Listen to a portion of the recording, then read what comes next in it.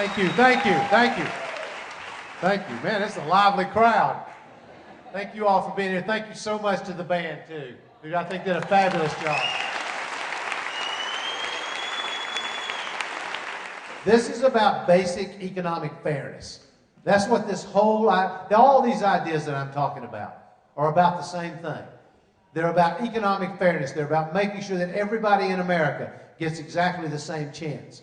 You know, I'm lucky, I was blessed. I was born into a family where we didn't have anything, but I worked hard, had some luck, and my country was there for me, and I've now had everything you could ever hope for.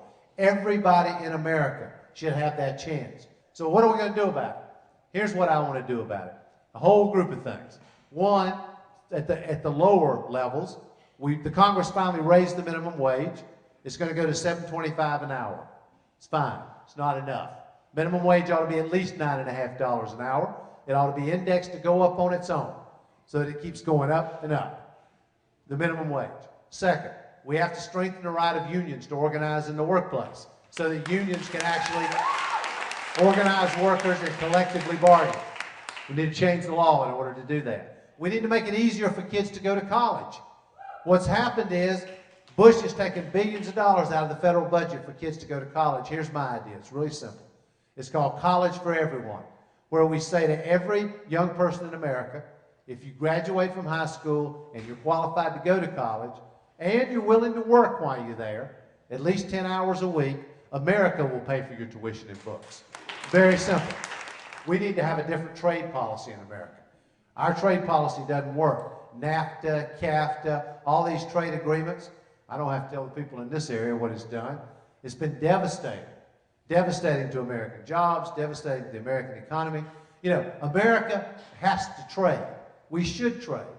But we should do it in a way that makes sense. And that means we should have real environmental and labor standards that the President of the United States enforces.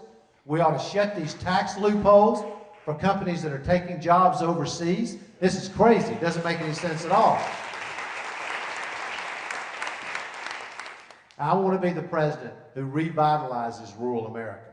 And I got a whole group of ideas about how we do that. Let me just do them very quickly. And they're all about creating economic fairness, just so that everybody gets a chance, so that everybody, no matter where you live, gets a chance. For example, we should have a national capital fund to make money, capital, available to new businesses that will operate and start in smaller towns and smaller communities. Right now, all the capital stays in big cities. We got to get it out to the rural areas. Second, we got to build broadband, high-speed internet out to all the parts of the country so that no matter where you live in America, you have access to high-speed internet. Third, farmers. We need to be behind family farmers, not behind these big corporate farming operations.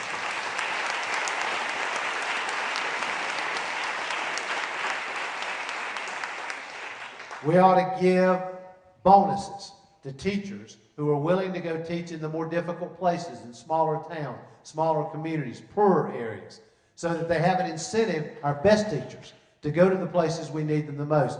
What I have proposed is a bonus that could go up to $15,000 a year for teachers that are willing to do that. And one last thing. The national government needs to be providing help to local communities for public employees. And that means not just teachers, it means nurses. We have a huge nursing shortage in rural areas in this country.